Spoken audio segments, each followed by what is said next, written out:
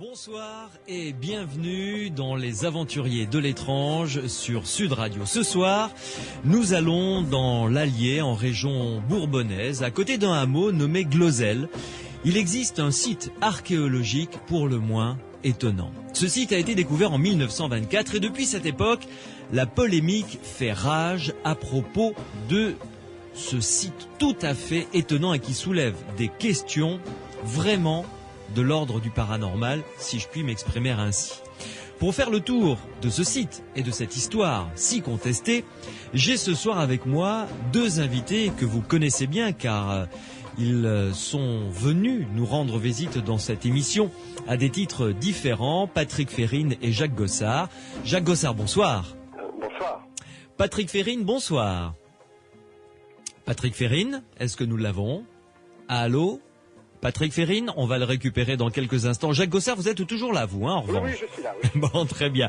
Donc, Patrick Férine et Jacques Gossard sont tous deux membres du comité directeur de la revue Cadat, dont on vous a parlé souvent ici dans Les Aventuriers de l'étrange, une revue belge consacrée aux civilisations disparues. Je vous donne tout de suite un site internet pour pouvoir vous abonner à cette revue, en savoir un petit peu plus si vous êtes un passionné d'archéologie fantastique, mystérieuse. Le site donc c'est cadat.be, Cadat ça s'écrit K-A-D-A-T-H.be. Vous le savez, cette émission c'est la vôtre, vous pouvez l'enrichir avec vos questions, vos commentaires, vos remarques évidemment. Notre standard et Morad sont à votre disposition, vous appelez au 0826 300 300, 0826 300 300, ou vous pouvez également intervenir directement par SMS. Ils arrivent sur l'écran que j'ai juste sous les yeux. Alors, pour les SMS, vous tapez Sud sur votre portable, vous laissez un espace, vous rédigez votre commentaire, votre question, ou encore vous nous envoyez votre numéro de téléphone si vous voulez intervenir directement à l'antenne, et vous envoyez le tout au 71 200. Patrick Férine, est-ce que vous m'entendez? Oui, moi je vous entends. Parfait, magnifique. On a récupéré tout le monde. Patrick Férine et Jacques Gossard sont là. On va donc pouvoir y aller.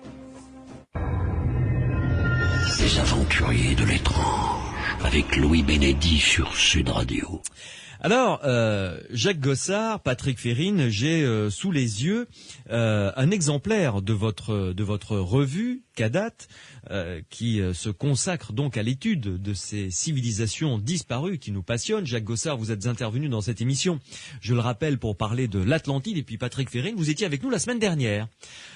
Tout simplement, vous êtes tous les deux donc avec nous en direct depuis la Belgique, et Jacques Gossard, cette première question s'adresse à vous. Patrick Férine, vous pouvez intervenir bien entendu quand vous le désirez, évidemment. On va commencer par l'histoire de la découverte du site de Glozelle pour bien planter le décor. Alors, nous sommes dans l'Allier, nous sommes en pleine campagne, nous sommes donc en 1924, et que se passe-t-il? Oui, bien écoutez, cette histoire de Glozelle, ça ressemble un peu à un conte, peut-être pas un conte de fées, mais en tout cas un conte, parce que ça commence par il était une fois, il y a un héros, il y a des bons et il y a des méchants, ça c'est très important. Ouais. La seule chose qui manque dans tout ça, c'est la belle princesse. Bon. Mais en dehors de ça, effectivement, ça commence donc dans l'Allier à Glozelle. Alors Glozelle, c'est un petit hameau qui se trouve à plus ou moins 25 km de Vichy, dans la montagne bourbonnaise, et je dirais que c'est une région assez sauvage, je dirais, bon, c'est la France profonde Oui, c'est assez reculé. Oui, tout à fait, Ouais. oui. Et donc en 1924, il y a dans ce petit hameau de Glozelle, qui compte quelques fermes, une famille qui s'appelle les Fradin, Ouais. F-R-A-D-I-N. Dans cette famille, il y a le père, la mère, et puis il y a le grand-père, Claude Fradin, et surtout le fils de la maison qui s'appelle Émile Fradin et qui sera le héros de l'histoire. Un matin de mars 1924, les Fradins décident d'aller labourer un champ qui jusque-là était resté en pacage à quelques centaines de mètres de la ferme. Et donc, comme à l'époque il n'y a pas de tracteur, on descend les bœufs, on descend la charrue, et le grand-père, Claude Fradin, et son petit-fils Émile commencent à labourer. Ouais. La journée se passe, jusqu'à ce que, en milieu de journée à peu près, un incident se produise. Ça aurait pu être un accident d'ailleurs, ça n'est resté qu'un incident, et en tout cas c'est devenu un événement. Un des bœufs s'enfonce dans le sol. Alors on se précipite, on dégage l'animal, on constate qu'il n'est pas blessé, et le fils, qui a à l'époque 16 ans, Émile, se penche dans le trou qui a été creusé au moment où le bœuf s'est enfoncé, et il constate que c'est pas un trou naturel. Qu'en fait, c'est un trou qui manifestement a été creusé et façonné de main d'homme, et entre autres, les murs et le sol sont recouverts de briques. Et au fond du trou, il y a des objets. Alors Émile Fradin va descendre dans le trou, remonter quelques-uns de ces objets et se poser beaucoup de questions, parce que ce sont des objets assez curieux. On trouve là, dans ces premiers objets, des morceaux d'os, des outils en pierre apparemment, et surtout, une tablette rectangulaire qui a l'air d'être faite en céramique, et qui est gravée de signes tout à fait incompréhensibles. Alors Émile Fradin n'a pas eu beaucoup d'instructions, il est allé à l'école primaire, puis il est parti travailler au champ, comme tous les jeunes à cette époque-là. Mais il est intelligent, il est curieux, alors ça l'intrigue. Ça l'intrigue, il va en parler autour de lui, et notamment, il va montrer ses découvertes à l'institutrice du village voisin, qui est le village de Ferrières-sur-Sichon. Et l'institutrice a reçu des instructions, elle va rédiger un petit rapport et elle va l'envoyer au ministère. Parallèlement à cela, bien sûr, les journaux locaux, toujours friands de ce genre d'événements, vont s'emparer de l'affaire. Et c'est ainsi que, à Vichy, un certain docteur Morlaix, qui est médecin de son état et archéologue amateur, qui a d'ailleurs un certain nombre de travaux de recherche dans le domaine, disons, concernant la période gallo-romaine, cet archéologue amateur va être intrigué par l'article qu'il lit dans le journal local, et il va se rendre sur place. Alors il arrive chez les Fradins, il discute avec eux, on lui montre le champ où on a fait la découverte, on lui montre les objets, et petit à petit, au début évidemment la famille est un peu réticente, elle est un peu méfiante, mais le docteur Morlaix va finir par gagner la confiance de la famille Fradin, et il va finalement leur louer le champ pour effectuer des fouilles. Parce qu'il est persuadé que, en dehors des objets qu'on a découverts dans ce trou, qu'il considère déjà plus ou moins comme une tombe, il y a d'autres objets enfouis aux alentours. Donc c'est comme ça que tout démarre en quelque sorte. C'est comme ça que tout démarre, oui. Là, je me tourne vers vous, Patrick Férine. Pouvez-vous, parce que Jacques Gossard l'a à peine esquissé, mais il est important peut-être de revenir sur, de décrire la personnalité d'Émile Fradin qui tiendra un rôle clé dans cette affaire. Émile Fradin, c'est un vrai paysan auvergnat. Je ne sais pas si ça vous en donne son image, par ces quelques paroles, c'est ce que j'appellerais un vrai de vrai, c'est un personnage étonnant, c'est un monsieur extrêmement attachant, c'est une famille de la France profonde, ce sont des paysans, au sens très noble du terme. Avec du bon sens. Avec un bon sens tout à fait étonnant, bien ancré, bien ancré, ce sont des gens qui ont les pieds bien sur terre. Et ce sont des gens qui ont surtout, et ils l'ont prouvé tout au long de ces longues années, puisque ça nous reporte bien loin tout ça, ce sont des gens qui ont un très profond sens de l'honneur. Et c'est extrêmement important, évidemment, pour eux et pour tous les gens de cette région et tous les paysans. Les paysans ont généralement un très grand sens de l'honneur. Il ne faut pas toucher à leur respectabilité, à leur honnêteté. Et c'est malheureusement ce qui s'est un peu passé pendant cette affaire de Glosel à diverses reprises. Ils ont été très malmenés. Ah oui, traité de faussaire, etc. Enfin, on y reviendra. Mais il était important de brosser le portrait psychologique de cette famille et surtout d'Émile Fradin pour que l'on comprenne bien ensuite le déroulé de cette affaire que vous allez nous exposer. Une première pause, Jacques Gossard, Patrick Férine, et on se retrouve dans quelques minutes pour entrer cette fois-ci de plein pied dans le résultat des premières fouilles. Qu'est-ce qui a été ramené à la surface? Quels ont été les objets qui ont été découverts? On reviendra sur ces tablettes, évidemment. Il y a des animaux qui ont été retrouvés gravés sur certains de ces objets. Un renne, une panthère, par exemple. Leur datation. Enfin bref, plein de questions, plein de points d'interrogation qui vont arriver à la surface et on va explorer justement ces points d'interrogation.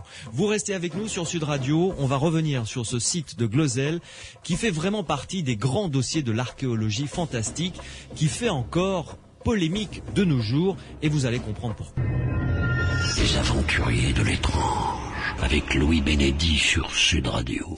Ce soir, je vous emmène à la découverte d'un site archéologique tout à fait fantastique. Il est en France, figurez-vous, dans un petit village, un hameau qui s'appelle Glozell, pas très loin de Vichy. Nous sommes dans l'Allier, en région bourbonnaise.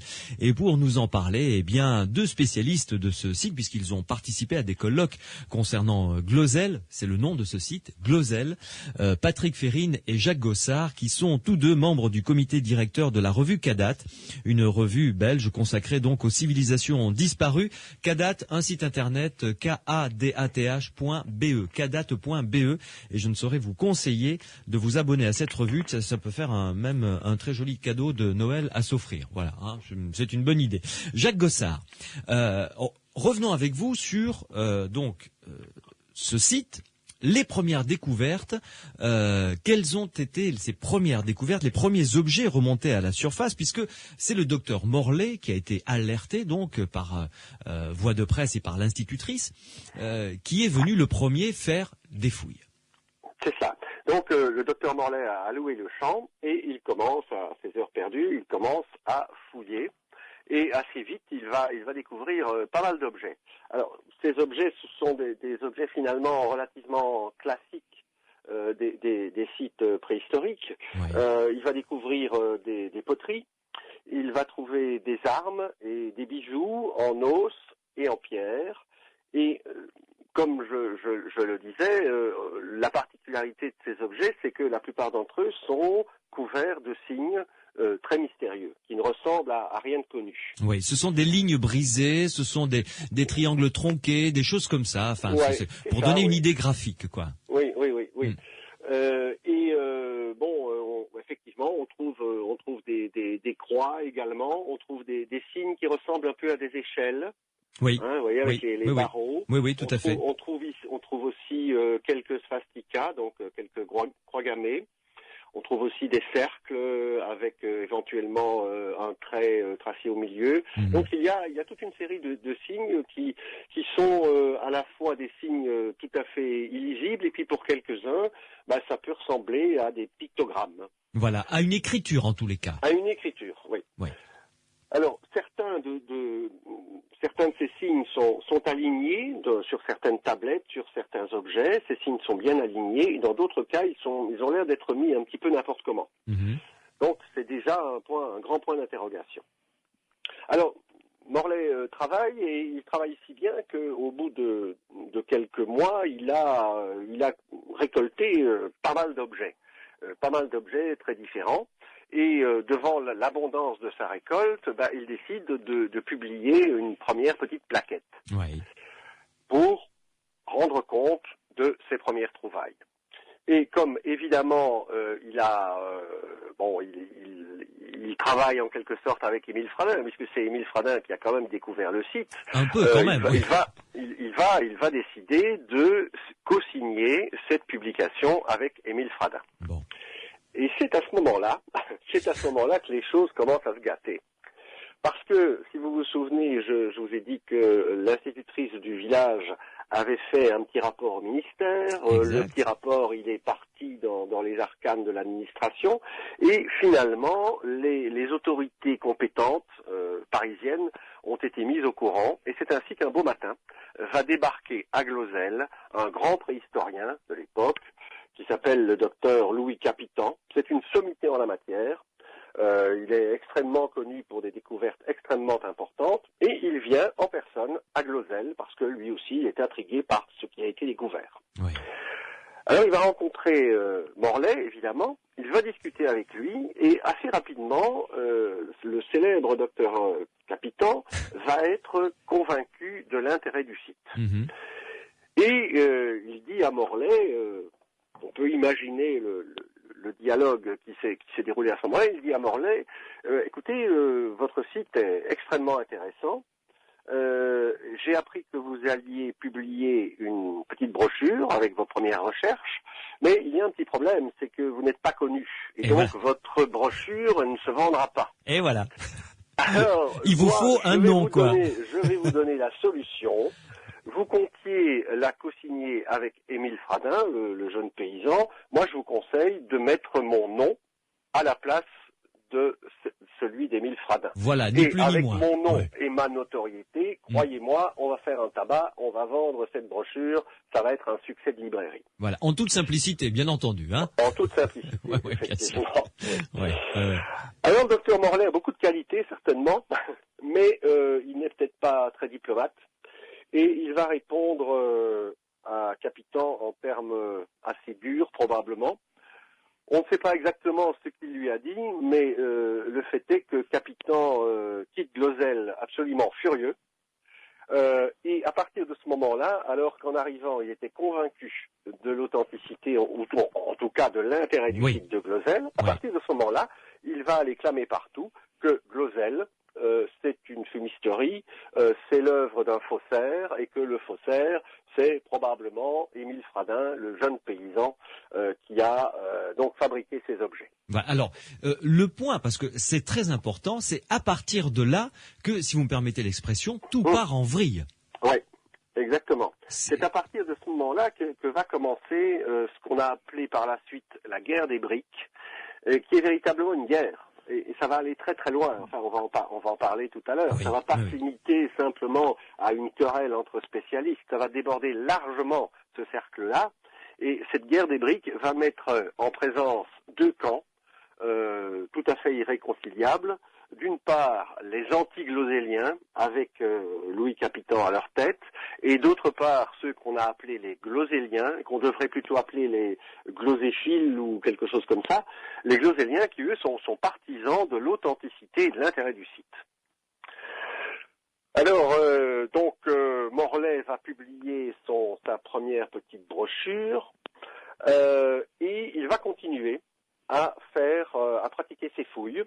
Et il va retirer énormément d'objets. Pour vous donner une idée, en juin 1926, donc un peu plus de 2 ans après la première découverte, on a extrait du sol environ 2000 pièces. Ah oui, ce qui est énorme quand même. Ouais. C'est énorme. Ouais. C'est énorme, et dans un champ qui, finalement, dans un espace qui est relativement restreint, puisque c'est un petit champ. Si on va sur place, on s'aperçoit que ce champ n'est pas énorme, et Morlaix, à lui tout seul, a exhumé à peu près 2000 pièces, aidé par Émile Fradin. Mm-hmm. Alors, lorsqu'il a examiné toutes ces pièces, Morlaix en est arrivé à la conclusion que c'était des pièces préhistoriques, et il date son site du néolithique. Bon, néolithique, c'est-à-dire aux alentours de moins 4000, moins 3000 avant Jésus-Christ, pour vous donner une idée. Oui. Et dès cette époque, et c'est là que les choses vont commencer à déraper sérieusement, le grand public va se passionner pour Glozelle. Et les touristes vont venir visiter le site de Glozelle.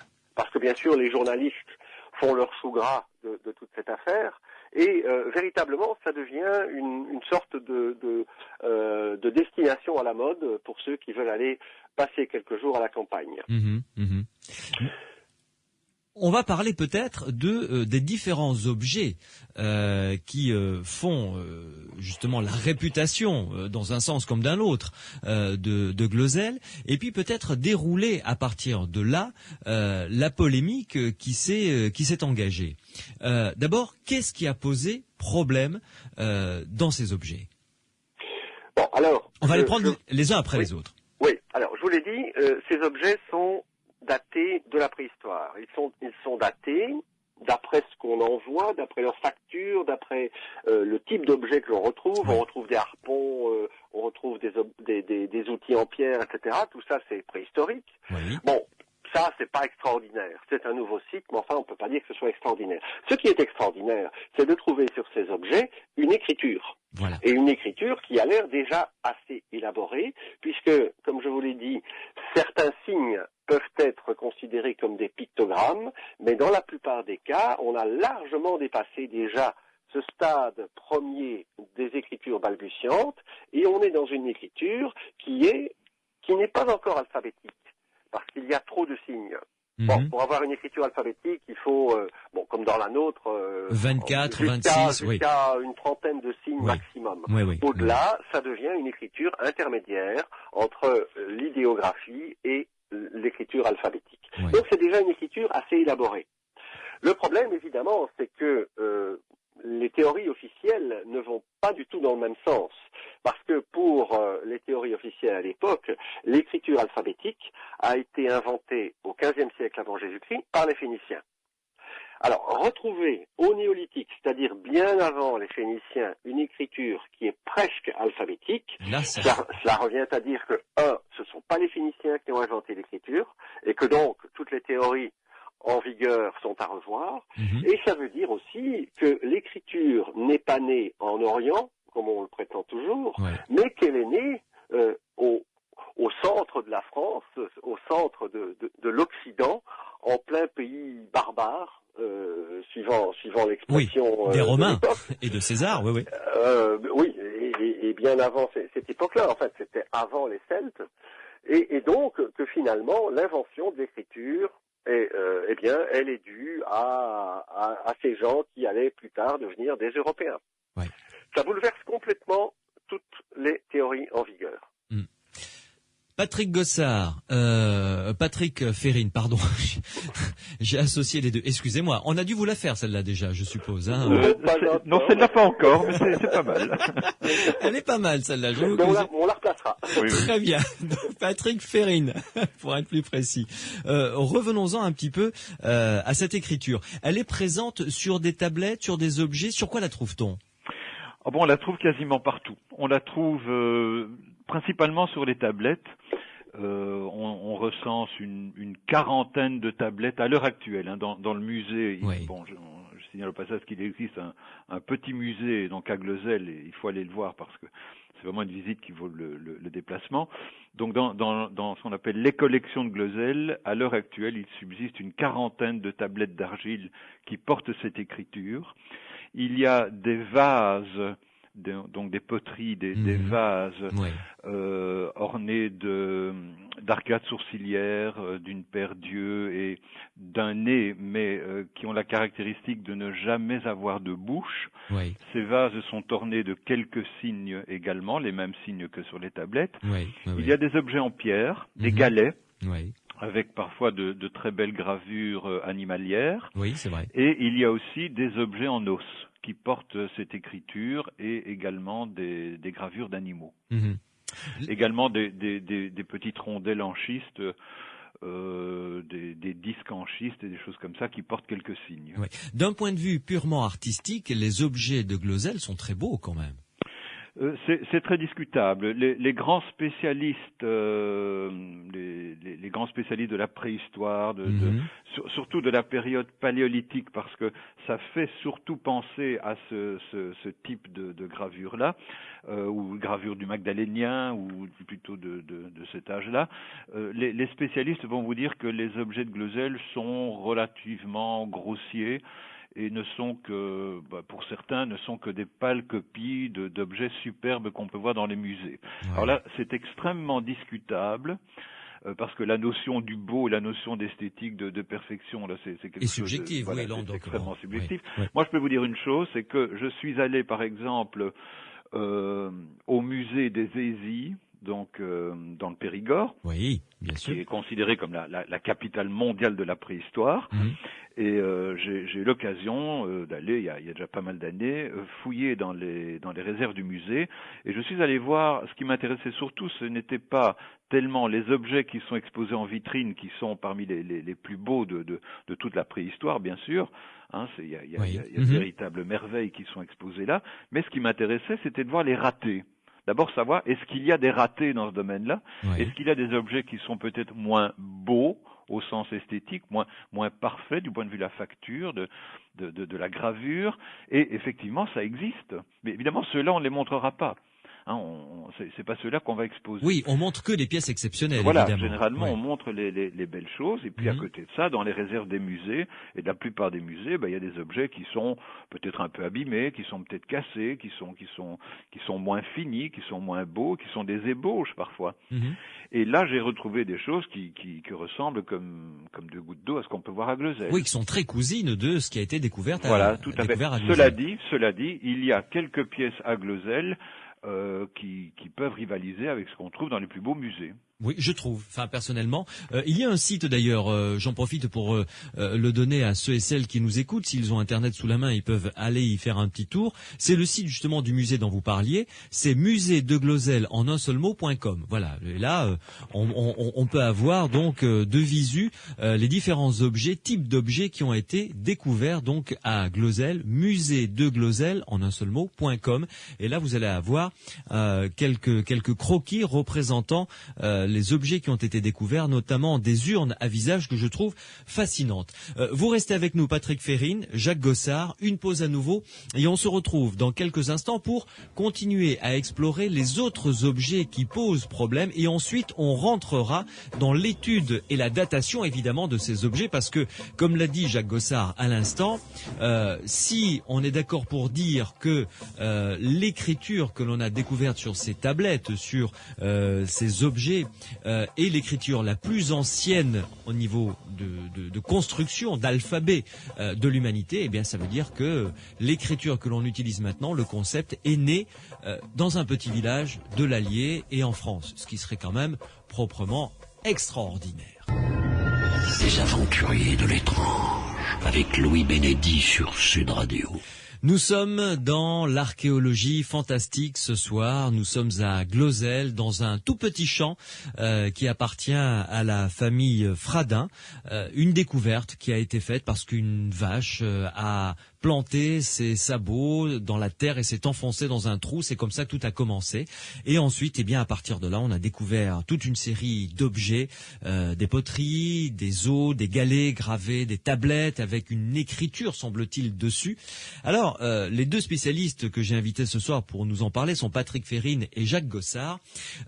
Jacques Gossard, on a parlé des tablettes. Bien, et de cette écriture. Mais il y a d'autres objets qui posent également de grandes questions, notamment les représentations qu'il y a sur ces objets. Oui, et notamment une représentation qui a fait pas mal de bruit aussi. Ce sont des représentations d'animaux, oui, et un animal en particulier. Enfin, il y a deux animaux en particulier, mais le plus important, c'est le renne. Oui. Alors, dites-nous pourquoi est-ce que ça a posé problème. Ah, voilà. Alors, en fait, le renne est un animal qui, comme vous le savez, a vécu dans nos régions durant toute la période glaciaire. La dernière période glaciaire, je parle de celle-là bien sûr, une période glaciaire qui s'est terminée aux alentours du 10e millénaire avant Jésus-Christ, avant notre ère. Et donc, dans ce site que l'on date apparemment du néolithique, on va retrouver cet animal. Ce qui est tout à fait, encore une fois, incompatible avec toutes les théories. Oui. Le renne a disparu au moment où les glaces se sont retirées, et le renne est parti, a suivi les glaces, si vous voulez, vers le nord, pour vivre dans les régions nordiques, comme nous le connaissons aujourd'hui. Alors, découvrir un renne dans un site du néolithique, c'est impensable. Et c'est d'ailleurs, c'est quand même assez exemplaire de certaines démarches. C'est d'ailleurs ce qui va pousser probablement un des plus grands préhistoriens à lui aussi retourner sa veste, dirais-je. C'est l'abbé Breuil. En fait, l'abbé Breuil va se rendre lui aussi à Glozelle. Vous voyez que ça fait vraiment beaucoup de bruit parce que les plus grands préhistoriens de l'époque viennent à Glozelle pour se rendre compte. Oui, tout à fait. Et lui arrive à Glozelle et au départ, il est convaincu. Il dit c'est un site très intéressant. Il en arrive même à déjà donner des pistes quant à l'interprétation du site en disant que c'est du néolithique tardif, oriental, etc. Bref, il a déjà toute une théorie. Jusqu'à ce qu'on lui montre un objet gravé d'un renne. Et entre parenthèses, on parlait d'esthétique tout à l'heure, le renne en question, évidemment, à la radio, c'est difficile à voir, mais si vous allez au musée de Glozelle, il est bien exposé, et vous verrez que cette gravure de renne sur galet est tout à fait remarquable. C'est un véritable travail d'artiste. Ah oui, il est très beau, oui, tout à fait. Il est très beau. Oui. Et donc, en voyant ce renne, l'abbé Breuil dit « Ah non, ça c'est pas possible. S'il y a un renne, alors là, je ne marche plus. » Et à partir de ce moment-là, lui aussi change d'avis et prétend que le site est faux. Voilà, donc Glozelle vient de perdre un partisan et un partisan de premier plan parce qu'on a trouvé un renne. Alors l'autre animal qui n'est pas à sa place, c'est la panthère. Alors là, pour le moins, oui. Ben, oui, alors la panthère, effectivement, elle a vécu également dans nos régions, mais elle aussi a disparu au Paléolithique. Et donc on ne peut pas la retrouver, normalement, à une époque aussi tardive. Donc le même problème se pose. Ceci étant, ce que l'on pensait à l'époque, dans les années 20, dans les années 30, à propos des migrations de ce genre d'animal, le renne ou la panthère, a un petit peu évolué actuellement et on estime aujourd'hui qu'il a pu y avoir des petites colonies qui sont restées sur place pendant peut-être assez longtemps. C'est-à-dire on pourrait peut-être expliquer la présence de ces deux animaux par une sorte de colonie tardive qui serait restée dans la région. Et ça vous semble plausible comme hypothèse? Ça pourrait être plausible, oui. S'il n'y avait pas le reste, parce qu'on va parler du reste évidemment, qui change un petit peu la perspective. Mais l'hypothèse est, oui, il est tout à fait possible que ça ait existé, oui. Alors, le reste, c'est quoi justement? Alors, le reste, donc comme je le disais, donc il y a bien sûr les tablettes. On a déjà parlé des poteries. Alors, ces poteries, elles sont, ou bien ce sont des poteries utilitaires, c'est-à-dire ce sont des vases qui ont pu contenir un liquide ou quelques graines, quelques céréales. Nous avons également des poteries qui sont manifestement des poteries à caractère symbolique. Alors là, elles sont de deux types. Vous avez d'une part ce que l'on a appelé les poteries à masque néolithique ou à masque mortuaire. Comme Patrick Ferrin le disait, c'est essentiellement deux grands yeux, qui sont simplement constitués d'un peu d'argile. On fait un cercle, comme un cercle. On fait un cercle et on pousse au milieu pour figurer les yeux. On retrouve également un nez et des arcades sourcilières. D'un seul trait, oui. Systématiquement, ces poteries n'ont pas de bouche. Oui. Alors, on les a associés à un rituel de mort, puisque l'absence de bouche, etc., fait que on peut considérer ça comme des symboles de mort. D'ailleurs, on a retrouvé dans certaines de ces poteries, des cendres provenant d'ossements humains. Oui. Donc, elles ont servi probablement à recueillir les cendres d'incinération. Et alors, d'autre part, à l'opposé, je dirais, au niveau du symbolisme, on retrouve des petites figurines qui figurent soit le sexe masculin, soit le sexe féminin. Oui. Et parfois les deux. Donc, parfois, en une même figurine, on retrouve le phallus et les deux bourses scrotales, plus la vulve. Oui. Et ça, bien sûr, très clairement, c'est interprété comme un signe de vie. Oui. Là, on est dans le symbolisme religieux, quand même. Tout à fait.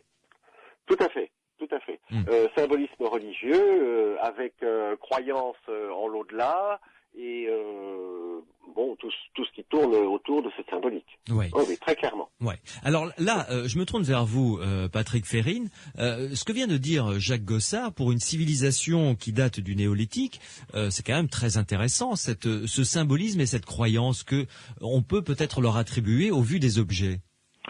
Oui. Le problème, c'est que nous savons maintenant qu'il ne s'agit pas d'un gisement néolithique. Mmh. Et c'est là évidemment le gros problème, parce que tout ce mobilier que Jacques a décrit ressemble très fort à ce qu'on trouverait dans un gisement néolithique ou plus ancien, exception faite des symboles d'écriture évidemment. Oui, oui.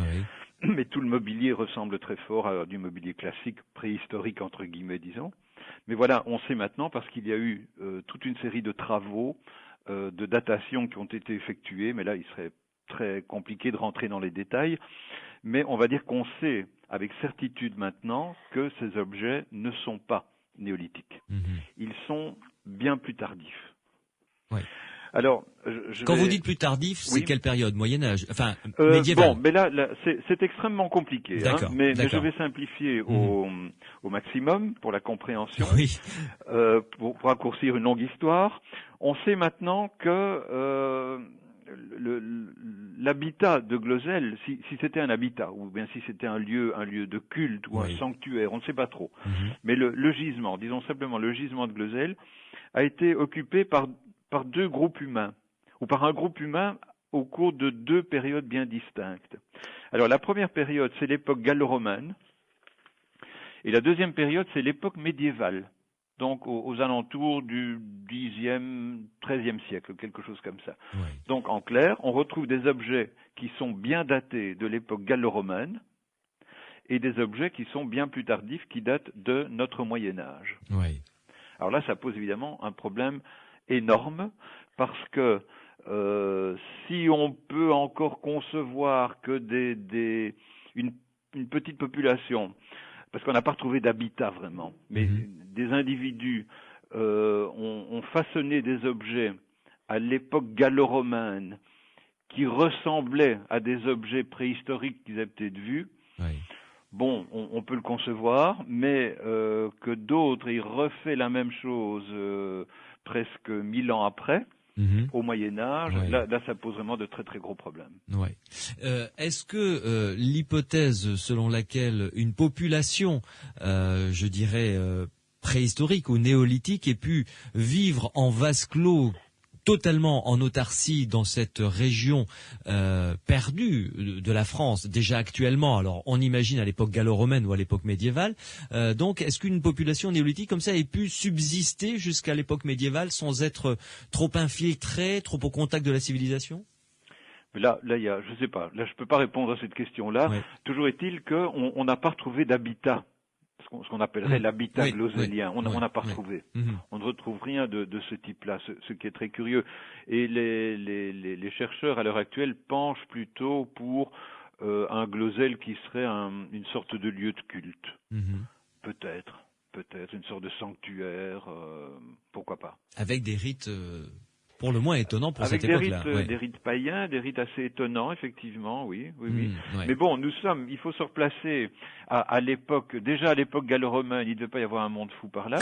À l'époque médiévale, bon, il y a un château médiéval qui est à 2 pas de Glozelle, qui s'appelle le château de Montgilbert, qui est vraiment un petit nid d'aigle sur un piton. Bon, c'est un petit château médiéval, bien sûr, mais qui est perdu. Et on peut imaginer, quand on visite ces ruines du château et quand on voit la région, on peut imaginer qu'au Moyen-Âge, au Xe, au XIIIe siècle, on était vraiment au fin fond du bout du monde. Là, il n'y avait pas grand-chose. On est tout à fait en dehors des grandes routes. Si une population vivait là, bien sûr, une population a vécu là. On a trouvé des fours de verriers, donc il y avait une activité, bien entendu. Mais c'était une population, la densité de population devait être extrêmement faible. Oui. Et donc on ne retrouve rien qui se rattache au site de Glozelle. Voilà, donc le mystère s'épaissit, vous l'avez compris. Vous restez avec nous, avec Jacques Gossard et Patrick Férine. Nous allons essayer d'y voir un petit peu plus clair au fur et à mesure de l'avancement de cette émission, Les Aventuriers de l'étrange sur Sud Radio. Je rappelle que si vous voulez apporter un commentaire, une réaction, une question à mes invités, vous nous appelez au 0826 300 300 ou vous pouvez également intervenir par le biais des SMS. Ils arrivent sur l'écran qui est juste sous mes yeux. Vous tapez Sud sur votre portable, vous laissez un espace et ensuite vous rédigez votre question, votre réaction, votre commentaire et vous l'envoyez au 71 200. Les Aventuriers de l'étrange avec Louis Bénédy sur Sud Radio. Nous parlons de l'archéologie fantastique ce soir à travers mes deux invités, avec mes deux invités qui sont tous les deux membres du comité directeur de la revue Cadat, une revue belge. Je vais vous donner le site internet pour vous y abonner. Écoutez, allez-y, faites-vous plaisir. Le site internet c'est cadat.be, alors KADATH.be, BE comme Belgique, comme en France c'est FR évidemment. Donc cadat.be et là vous pourrez vous procurer cette revue qui s'intéresse aux civilisations disparues. Donc Jacques Gossard et Patrick Férine et non pas Jacques Férine comme je l'ai fait tout à l'heure ou Patrick Gossard. On va se mélanger. Je vais la refaire avant la fin de l'émission. Je le sens ça. Je le sens que ça va tarder. Bon, Jacques Gossard, revenons à ces objets qui ont été découverts et parlez-nous un petit peu parce que là, Patrick Férine a soulevé un petit peu le coin du voile, le problème de la datation parce que tout tourne autour de ça finalement. Voilà. Alors, évidemment, si on avait pu dater en 1924-1926, si on avait pu dater ces objets comme on peut le faire actuellement, je ne dis pas qu'il y aurait eu moins de problèmes, mais les choses auraient peut-être pris une autre tournure. Le problème, c'est que, vous savez, la plupart des objets en archéologie, on les date par la méthode très célèbre maintenant du carbone 14. Oui. Mais à l'époque, la méthode du carbone 14 n'existait pas, puisqu'elle a été mise au point en 1946 seulement. Ça, c'est une première chose. Ouais. La deuxième chose à dire, c'est que la méthode du carbone 14, elle date les objets en os, mais pas les céramiques. Alors, pour dater les céramiques, il faut utiliser une méthode encore plus moderne, encore plus récente, qui est, c'est un nom un peu à rallonge, mais qui dit à peu près ce dont il s'agit, c'est la thermoluminescence. À vos souhaits. Voilà. Oui.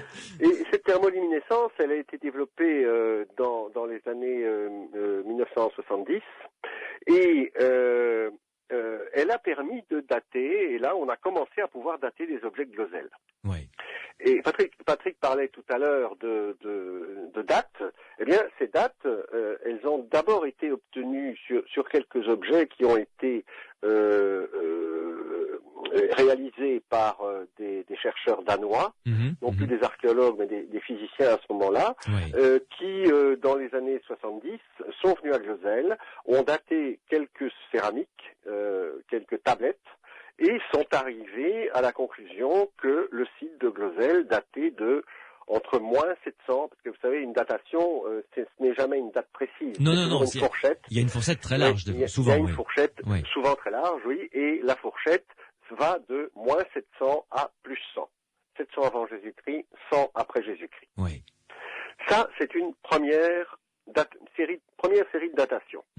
Alors évidemment, lorsque les gens ils s'intéressent à Glosel pour ou contre ont appris ça, finalement personne n'a été content.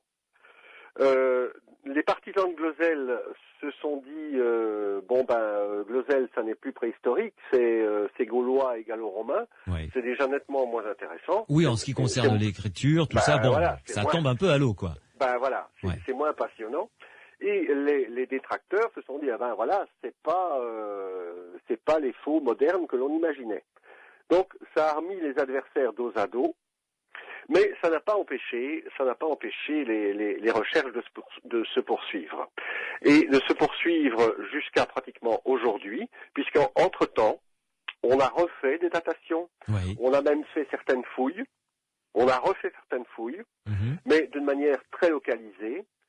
Et Alors bon. Ouais. Parce que, bon, je vais essayer de vous résumer les choses, parce qu'il y a des grands tableaux qui existent, mais on n'a pas le temps de passer tout ça en revue.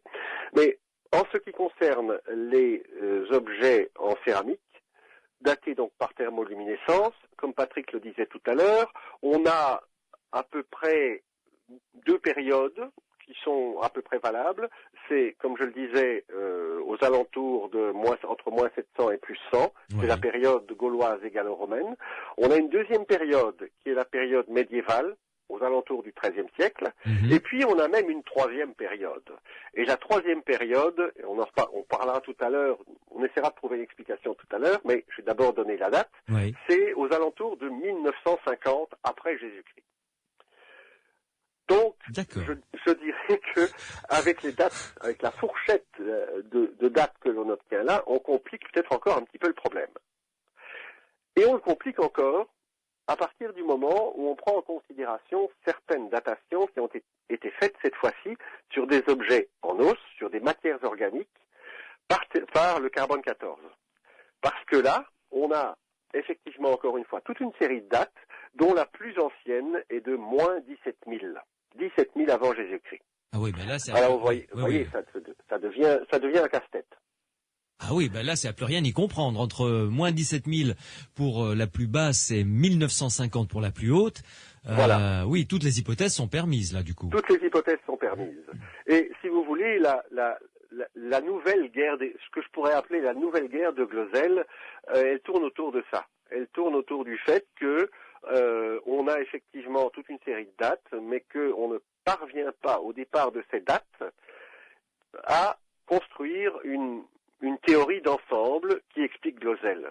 D'autant que, comme on le soulignait tout à l'heure, Glosel reste quelque chose de très localisé. On n'a pas retrouvé d'habitation, sinon une occupation suite à des travaux de verrerie, puisque il semble bien que des fours de verrier, ça c'est même prouvé, des fours de verrier ont été installés dans le champ des morts, dans le champ... Ce qu'on appelle le champ des morts, c'est...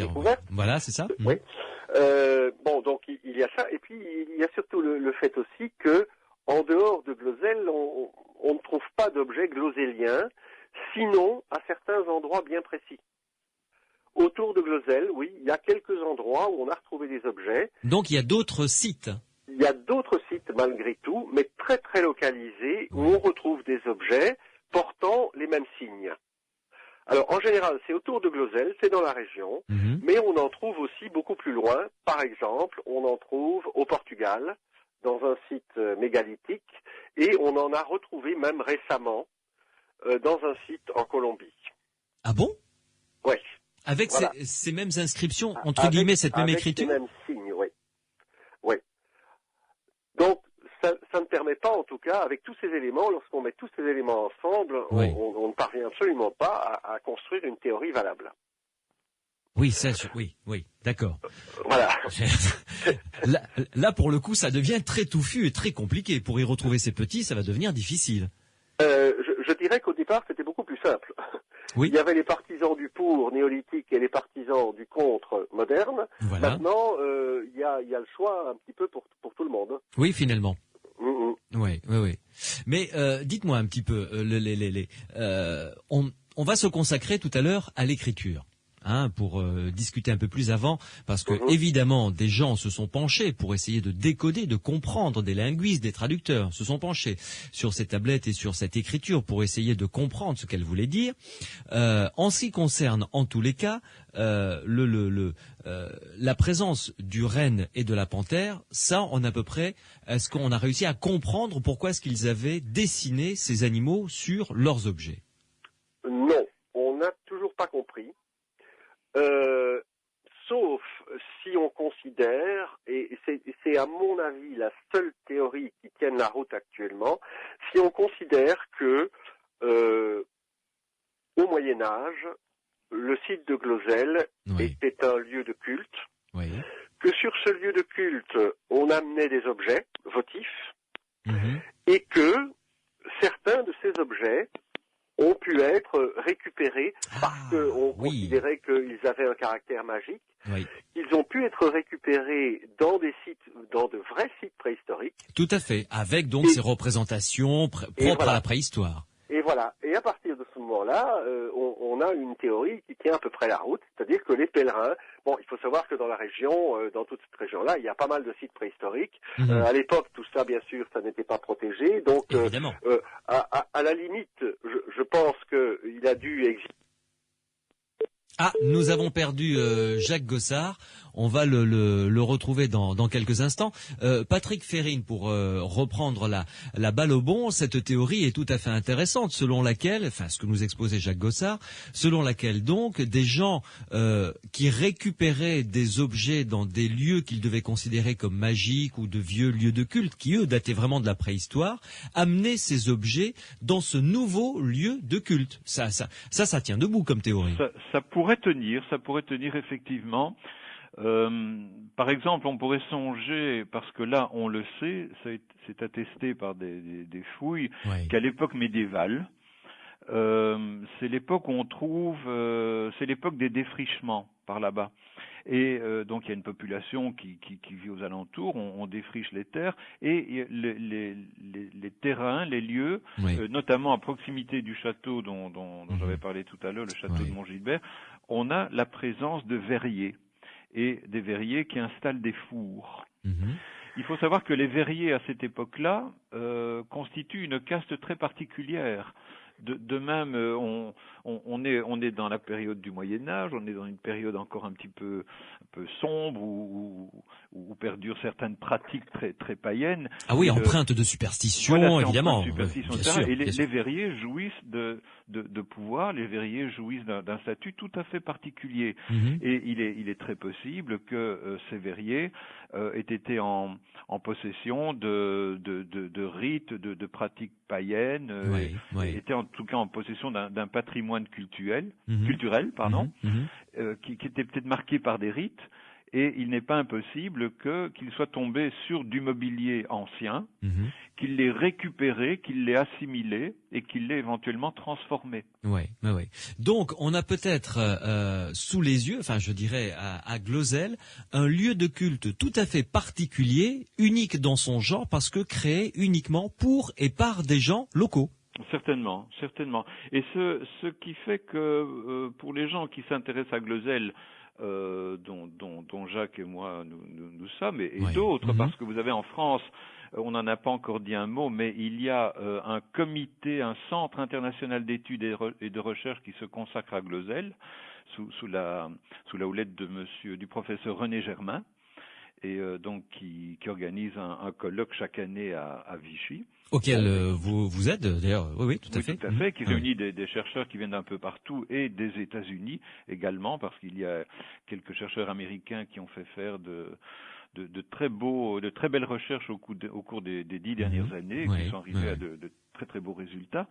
Et donc, il faut dire que pour nous, Glozelle, bien sûr, nous ne songeons plus du tout, au cas où nous l'aurions même envisagé, nous ne songeons plus du tout à un Glozelle qui date des temps immémoriaux. De la préhistoire ou du néolithique. De la préhistoire la plus reculée et qui aurait remis en question toute l'origine de l'invention de l'alphabet. Tout ça, c'est de l'histoire ancienne. C'était de l'histoire dont on parlait, dont se préoccupaient beaucoup les premiers partisans de Glozelle. Oui, bien sûr. Mais disons que jusqu'aux premiers travaux par thermoluminescence qu'évoquait Jacques tout à l'heure dans les années 70, eh bien, c'est quelque chose qui a été pratiquement tout à fait abandonné. Et pour nous, Glozelle est intéressant parce que c'est un site tout à fait original, tout à fait unique et qui bien sûr présente d'autres intérêts. Bien sûr, voilà. On va y revenir justement pour repositionner l'intérêt et les vrais points d'interrogation qui concernent Glozelle. On les a évoqués un petit peu à l'instant avec vous.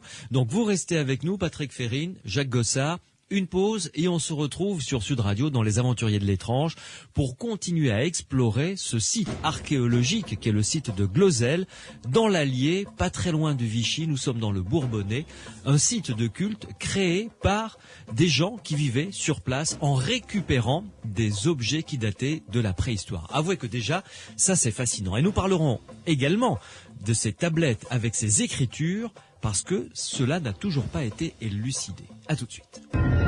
Les aventuriers de l'étrange, avec Louis Bénédy sur Sud Radio. Nous parlons du site archéologique assez fantastique qu'est Glozell. Donc nous avons élucidé une partie du mystère dans Les Aventuriers de l'étrange avec mes invités, Jacques Gossard et Patrick Férine. Donc, Glozell exit la période néolithique ou préhistorique, ça, on en est à peu près sûr. La théorie qui tient la corde actuellement, c'est que on a retrouvé des objets datant effectivement de cette période préhistorique ou néolithique, parce que les gens qui vivaient là-bas à l'époque gallo-romaine ou médiévale se sont créés un lieu de culte païen en récupérant des objets qui dataient de la préhistoire, puisqu'il y a des sites préhistoriques un petit peu partout autour du site de Glozell. Jacques Gossard, j'ai bien résumé la situation grosso modo. Tout à fait. Bien, merci. C'est bon. Là, on est pas mal. Bon. Sauf que vous êtes peut-être optimiste. Oui. Dans la mesure où ce n'est peut-être pas la solution définitive. Parce que, pour l'instant, on en est là, mais il est possible qu'on fasse l'une ou l'autre découverte qui remette une nouvelle fois en cause tout ce qu'on croit savoir pour l'instant. Donc ça reste une hypothèse, mais une hypothèse qui reste quand même relativement fragile. Bon, quelles sont les autres hypothèses en présence alors pour expliquer ce lieu de culte? Parce que lieu de culte il y a, là on est d'accord là-dessus à peu près. Oui, là on est à peu près d'accord là-dessus. Disons que c'est la seule théorie qui tienne la route actuellement. C'est la seule façon d'expliquer les apparentes contradictions quand on met bout à bout toutes les données que l'on possède. D'une part les données, l'observation des objets, la typologie des objets, et d'autre part les datations. On ne peut pas faire autrement que d'envisager ce genre d'hypothèse. Sinon on n'en sort absolument pas. Oui. Juste pour plaisanter, est-ce que l'hypothèse extraterrestre a été évoquée? Oui, bon, on n'en a pas parlé, mais c'est vrai que ça a été évoqué. Ah bon? Je crois que c'est à la fin des années 60. C'est d'ailleurs comme ça, notez bien que je crois que je me suis intéressé à Glozell parce que j'avais lu dans un livre de Robert Charroux, dont je me souviens plus du titre, que en fait les poteries à masque néolithique, c'était en fait des casques de cosmonautes. Voilà. Ah oui. Ah, c'est pas mal. Ouais. Mais actuellement, je crois que ça pue tellement la cote. Non, Il faudrait demander à Patrick, il est plus spécialiste que moi en la matière, mais je crois pas que ça ait la cote. Non, oui, je crois me souvenir effectivement que Robert Charroux avait dit qu'une des poteries de Glozell ressemblait à une soucoupe volante. Évidemment, c'était la façon dont on voyait les soucoupes volantes dans les années 50-60. Voilà. Oui. Et bon, c'est un peu lourd pour voler, je peux vous dire tout de suite. Oui, je suis un peu d'accord. Et puis le casque pas très efficace non plus. Pas terrible. Mais bon, laissons tomber cette hypothèse très rapidement. Et si vous le voulez bien, Jacques Gossard, venons-en avant de revenir aux autres objets, parce que vous avez dit quand même 1950 pour certains d'entre eux. Donc là, il y a faussaire. Là, on est à peu près d'accord. Parce que des objets qui datent des années 50... Je ne pense pas que le fait d'avoir des dates aussi récentes... Maintenant, j'ai dit 1950, je dois rectifier, parce qu'entre-temps, j'ai vérifié dans mes petites notes, c'est 1920. Et ça peut s'expliquer d'une manière assez simple. Sans vouloir rentrer dans des considérations techniques, disons que la thermoluminescence va dater l'âge, non pas vraiment de la poterie, elle va dater la date de la dernière cuisson de la poterie. Donc, si une poterie est fabriquée, mettons, en 1900, et qu'elle est recuite en 1950, si vous la datez aujourd'hui, vous allez la dater de 1950.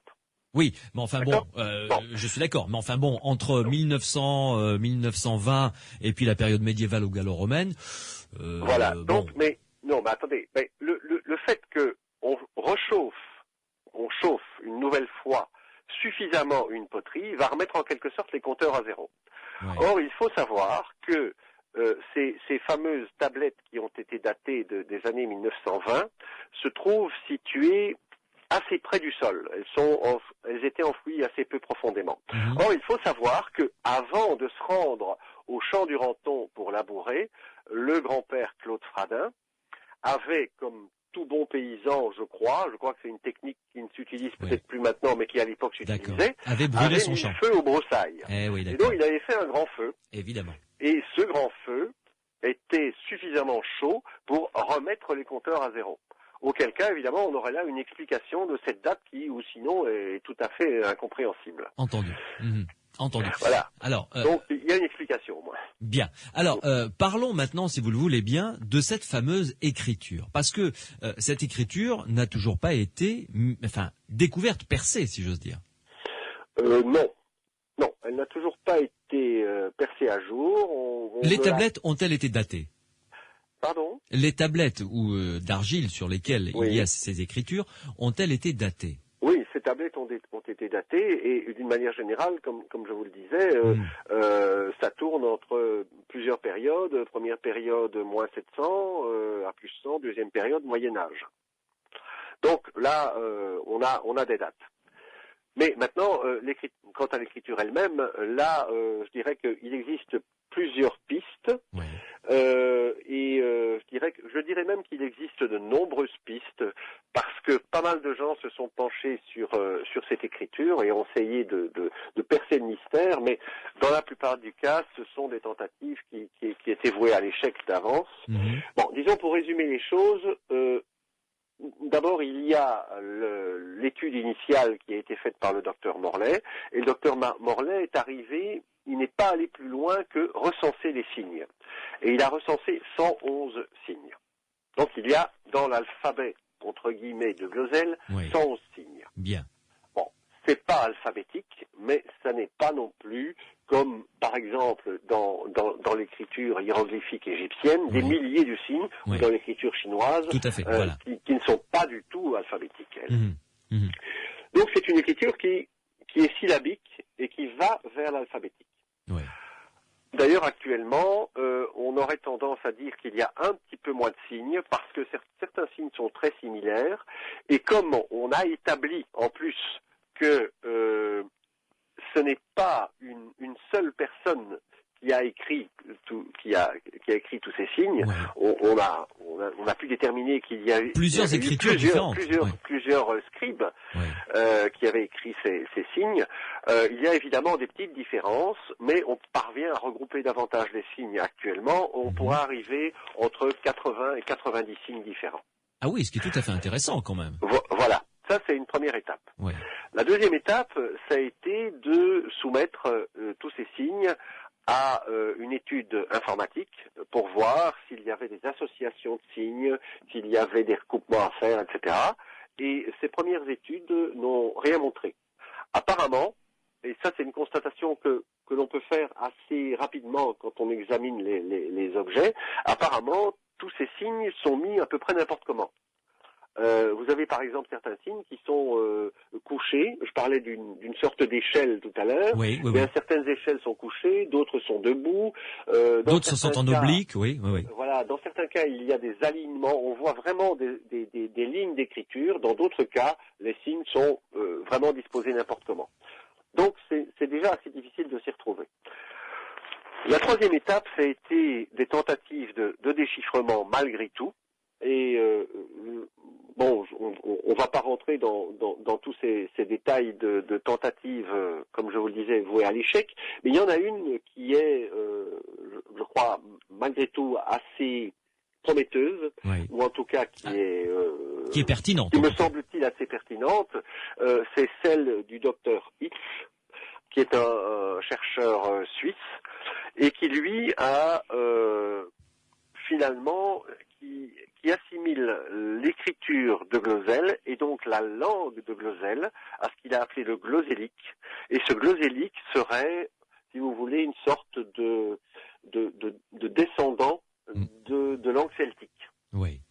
Et il est même parvenu à traduire une tablette. Et c'est effectivement, d'après le texte, ce serait une tablette votive où il est question d'une offrande d'un certain Tunos à un certain Totakos. Oui. Et voilà. Donc, il existe malgré tout des tentatives qui sont sérieuses. Et je crois que celle-là est la plus sérieuse. D'autant que elle pourrait très bien s'adapter parfaitement au reste de ce qu'on a pu constater et à cette philosophie du site, quoi. Au fait que les plus anciennes datations datent justement de la période celtique. Et donc ça, ce serait une langue celtique. Ce serait une langue dérivée du celtique. Oui. Mais qui aurait été adaptée, voire recréée par ces gens qui habitaient là, quoi. Éventuellement, oui. Ouais. Éventuellement. Ouais. Qui aurait pu évoluer aussi. D'ailleurs, Hitz est allé un petit peu plus loin, enfin, encore une fois, sans vouloir rentrer dans les détails, et il voit au moins une évolution en 2 phases. Une première phase avec quelques caractères, une 15aine ou 17 si je me souviens bien, et puis une deuxième phase avec un enrichissement de caractères. Donc il y aurait une évolution, mais évidemment une évolution également au niveau de la langue. Bien sûr. Vous restez avec nous, une pause et on se retrouve, Jacques Gossard et vous, Patrick Férine, pour continuer à essayer de décrypter, c'est le terme, cette écriture. Je vous demanderai votre avis sur une hypothèse que je formulerai, enfin une question en tout cas, puisque la datation de ces écritures vont de moins 700 jusqu'à la période médiévale. Un groupe qui est en totale ou presque autarcie peut-il faire vivre cette écriture sur une période aussi longue et la garder pour un culte qui lui est propre? Là, c'est une question tout à fait étonnante, surtout en plein monde médiéval, jusqu'à la fin donc de l'existence de cette écriture. Vous répondrez à cette question autant l'un que l'autre dans quelques minutes sur Sud Radio dans Les Aventuriers de l'étrange. Les Aventuriers de l'étrange avec Louis Bénédy sur Sud Radio.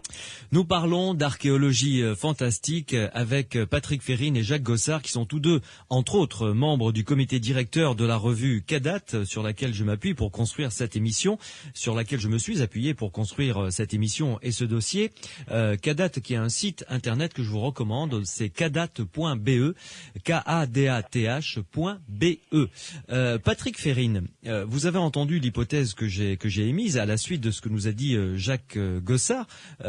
Est-ce que on peut imaginer, d'ailleurs il y a un auditeur qui s'appelle Marco qui nous a envoyé un SMS qui nous dit, ne serait-ce pas là une sorte de culte assimilé à un groupe sectaire de cette époque-là et qui aurait pu perdurer depuis l'époque gallo-romaine jusqu'à l'époque médiévale? Oui, je peux pas répondre à ça. Mystère et boule de gomme. Nous n'avons pas d'éléments pour répondre à ça. Pourquoi pas? Pourquoi pas? On pourrait prendre ça pour hypothèse de travail et voir si elle tient la route. Oui. Mais à ce moment-là, comment peut-on expliquer cette écriture et ces différentes étapes successives de progression, de vie, comme une écriture qui est utilisée, quoi? Oui, mais c'est une écriture qui est utilisée à quelle fin?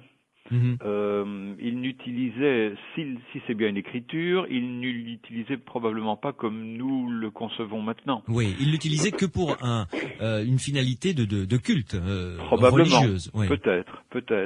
Peut-être, oui. Ouais. Et je suis tout à fait d'accord avec ce que Jacques disait tout à l'heure. D'ailleurs, le docteur Hans Rudolf Hitz, que nous connaissons très bien, est à mon avis la personne qui est allé le plus loin dans les travaux de déchiffrement de l'écriture qu'il appelle le glosélique. Ouais. Et Hans fait partir cette écriture c'est quelqu'un qui possède de grandes connaissances dans le domaine des écritures gauloises, disons, des dialectes, etc., et des textes celto-étrusques, etc. Et il fait partir cette écriture du nord de l'Italie. On part de la plaine du Pô, et puis ça accompagne une migration, bien sûr, de quelques tribus, et qui convergent vers le centre de la France. Et tout au long de ce parcours, de ce trajet, eh bien, on peut effectivement retrouver des traces du dialecte auquel songe Hans Rudolf Hitz. Ouais. Et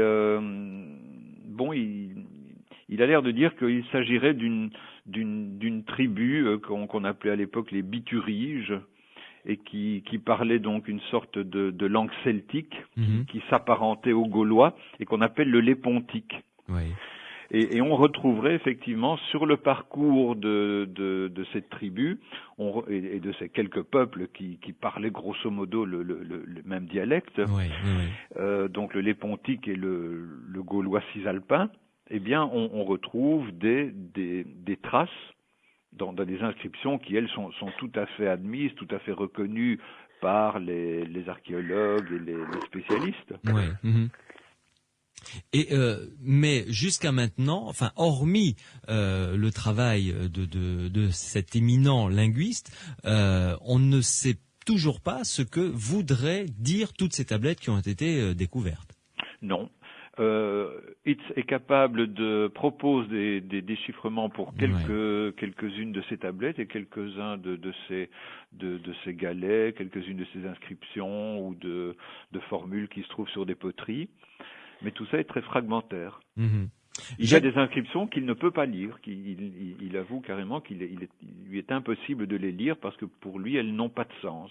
Ouais. Donc il ne serait pas impossible non plus que des inscriptions aient été recopiées et peut-être qu'on en avait perdu le sens à une certaine époque aussi. Oui, pourquoi pas, effectivement. Jacques Gossard, qu'en pensez-vous? Vous savez, il y a deux sortes d'hypothèses. Il y a les hypothèses de travail et puis il y a les hypothèses de salon. et je vais aller un petit peu plus loin peut-être que l'hypothèse de travail. Mais l'hypothèse de salon, disons qu'elle est logique par rapport à ce qu'on connaît, mais je dirais que ça n'est pas suffisamment étayé pour pouvoir être une vraie hypothèse. Ceci étant, moi j'ai toujours pensé, et je le pense encore, que au moins une certaine partie des inscriptions de Glosel sont des inscriptions recopiées, mais recopiées par des gens qui ne savaient pas ce qu'ils recopiaient. D'accord. Bon. Ils avaient trouvé des objets avec des inscriptions. Mm-hmm. Ils accordaient à ces objets une importance magique probablement, oui. Et ils recopiaient purement et simplement. Mm-hmm. Alors, quand vous regardez les tablettes, je l'ai dit tout à l'heure, il y a deux types d'inscriptions. Il y a les inscriptions où tout est parfaitement ordonné, comme une véritable écriture.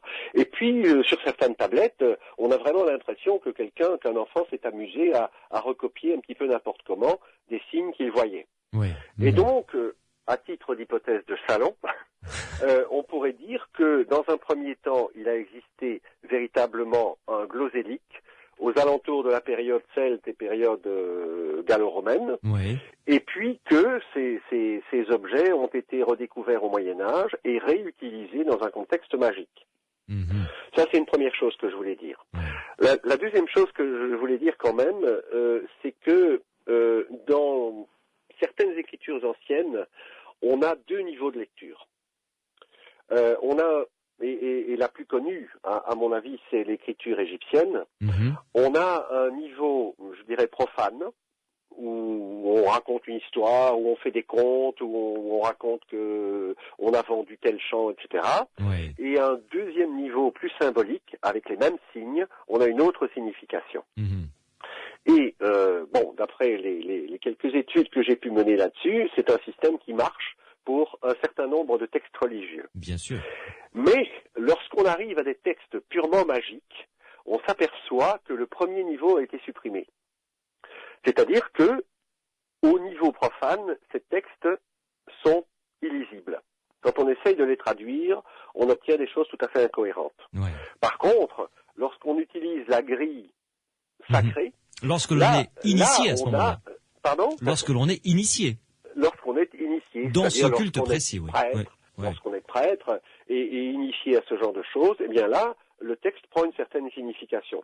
Il est possible aussi que certains de ces textes soient uniquement des textes sacrés réservés à certains initiés. Oui. Encore une fois, c'est une hypothèse de salon, je m'empresse de le dire. Et la troisième chose que je voudrais vous dire quand même aussi, c'est que c'est vrai que ça paraît difficile qu'une population aussi particulière ait pu rester isolée pendant aussi longtemps, même si à l'époque il n'y avait pas énormément de monde. Mais enfin, il y avait quand même des mouvements de population, des invasions, etc. Ceci étant, on constate quand même que certains peuples résistent remarquablement. Et je vais prendre l'exemple des Basques.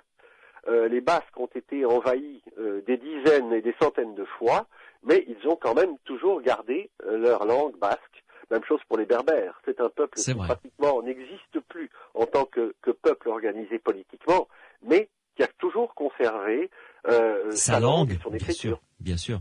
Ouais. Donc, je dirais que c'est peut-être pas si fou que ça d'imaginer que un groupe fortement structuré au niveau de ses racines culturelles ait pu résister malgré tout et conserver un héritage. Ouais.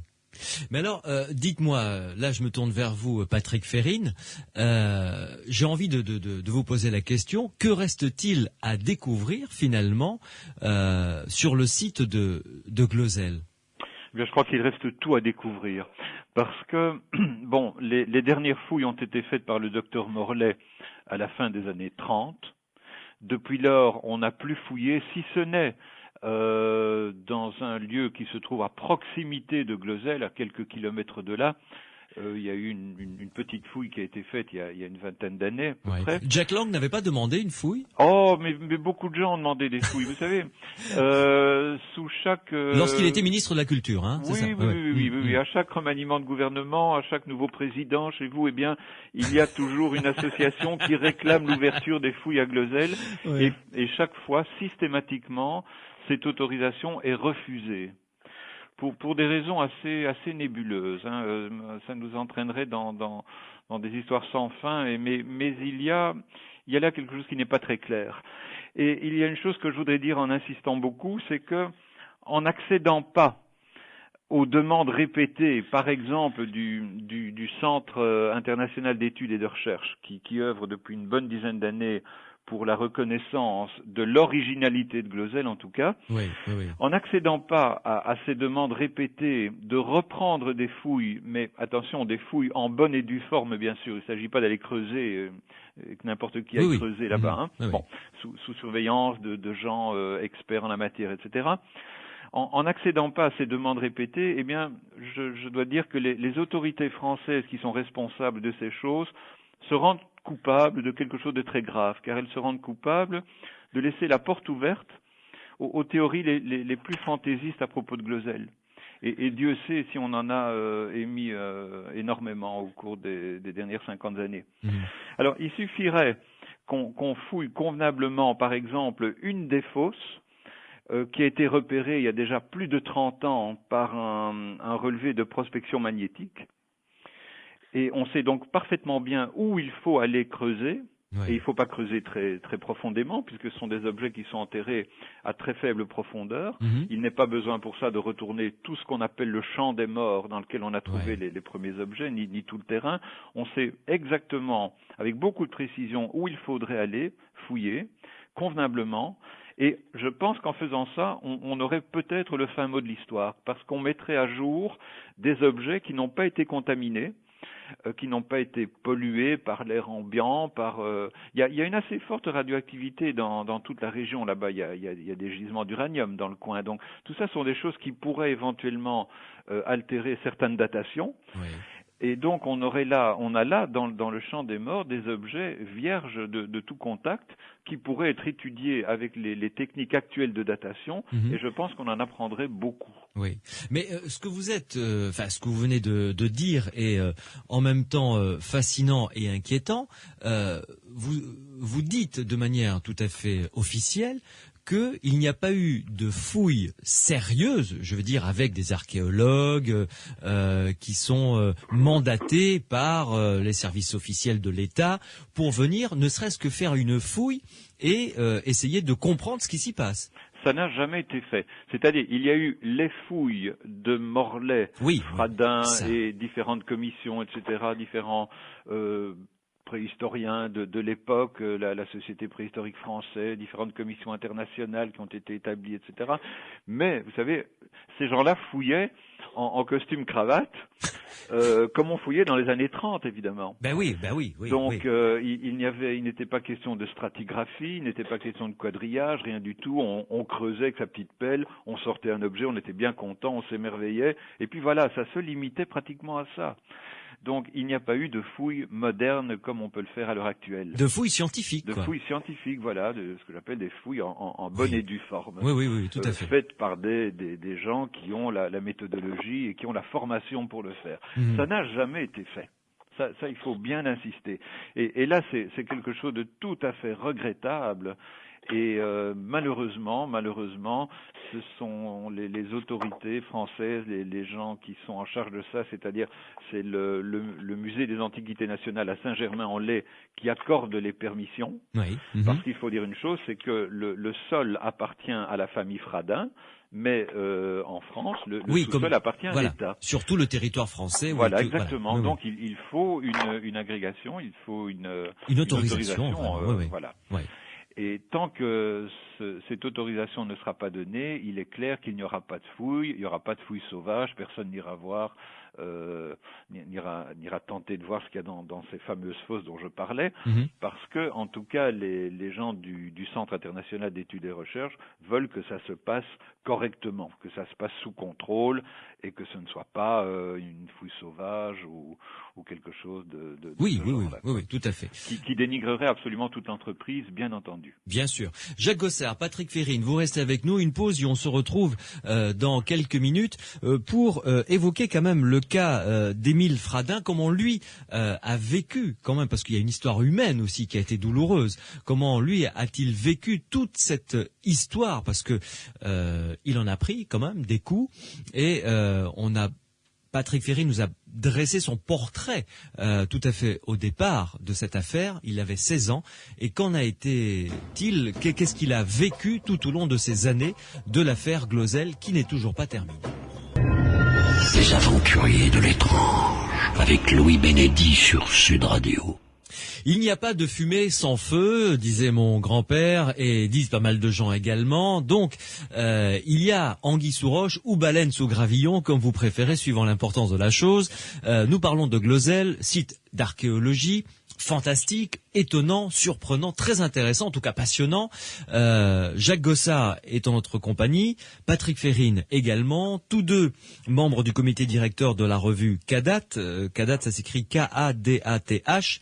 Vous mettez un point, vous mettez BE et vous arrivez sur le site. Comme ça vous permettra d'en savoir un petit peu plus sur cette revue qui se consacre aux civilisations disparues et vous y abonnez également le cas échéant.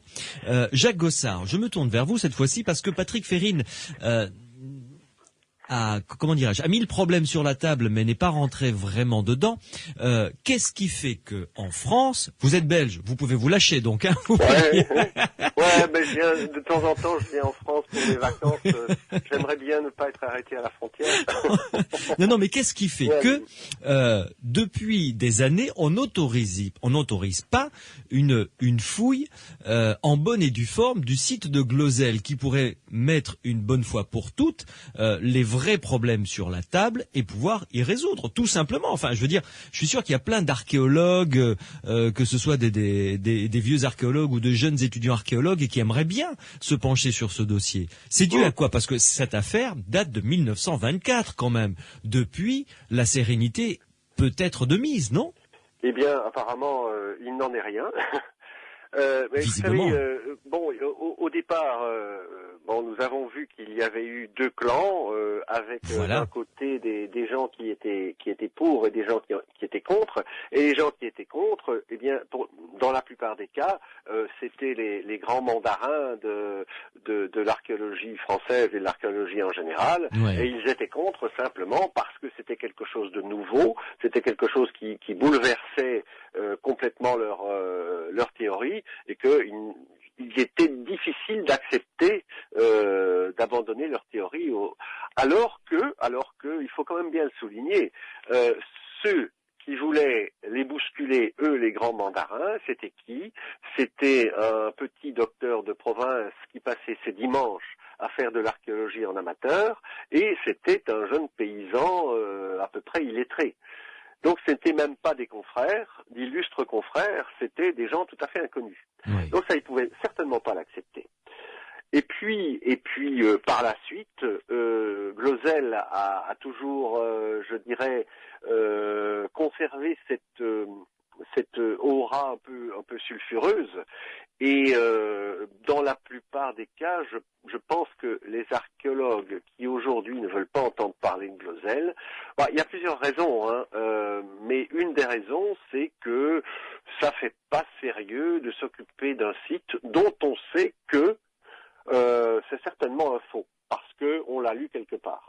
Parce qu'on l'a lu dans l'ouvrage du professeur Untel. Où on en a entendu parler. Oui, c'est ça. Vous savez, moi j'ai rencontré des archéologues officiels qui avaient pignon sur rue, qui m'ont dit, pour moi Glozell c'est un faux. Je leur ai dit, est-ce que vous avez entendu parler des récentes datations? Ah non. Est-ce que vous êtes allé à Glozell? Non. Voilà, ça dit tout. Ouais. À partir de ce moment-là, ça n'est plus une recherche d'informations objectives, c'est purement et simplement un parti pris et le désir de ne pas mouiller sa réputation dans une affaire qui éventuellement pourrait vous éclabousser. On peut faire le parallèle, juste, excusez-moi cette parenthèse, mais on peut faire, ça me fait penser vraiment à un autre dossier que l'on a évoqué dans les Aventuriers de l'étrange, c'est la mémoire de l'eau, les études de Jean-Jacques Benveniste, c'est le même parallèle. Les scientifiques disent, oula, ça a l'air d'être intéressant, mais on n'y touche pas parce que sinon on va se plomber la carrière, quoi. Tout à fait. C'est le même réflexe. Et que ce soit dans n'importe quelle discipline, je crois que le réflexe est le même. Oui. Alors, il y a une, je dirais, une explication officielle au fait qu'on ne veut pas reprendre les fouilles, parce que effectivement, il n'y a plus jamais de fouilles, il n'y a pas eu de fouilles modernes. Il y a simplement eu une mission archéologique qui s'est rendue sur place dans les années 80, qui a fait des espèces de petits sondages, une étude préliminaire, si vous voulez, pour voir si ça valait le coup. Et puis ils sont arrivés à différentes conclusions, plutôt mi-figue, mi-raisin. Je ne sais pas quel est le pourcentage de figues et de raisin, mais en tout cas, c'était pas très encourageant. Et notamment la conclusion finale, c'était que par rapport à ce que l'on pourrait encore apprendre de nouveau sur Glozell, ça valait pas la peine de dépenser beaucoup d'argent. Voilà. Que ça coûterait trop cher par rapport à ce qu'on pouvait en attendre. D'accord. Ça c'est la réponse officielle qu'on reçoit actuellement. Oui. Et puis il y a le fait que c'est malheureux à dire, mais enfin moi je constate, mais je crois qu'on est nombreux à le constater, il y a davantage d'ouverture d'esprit chez les chercheurs anglo-saxons, du monde anglo-saxon en général, mais que sur notre vieux continent, il est assez difficile de faire changer de direction, de cap.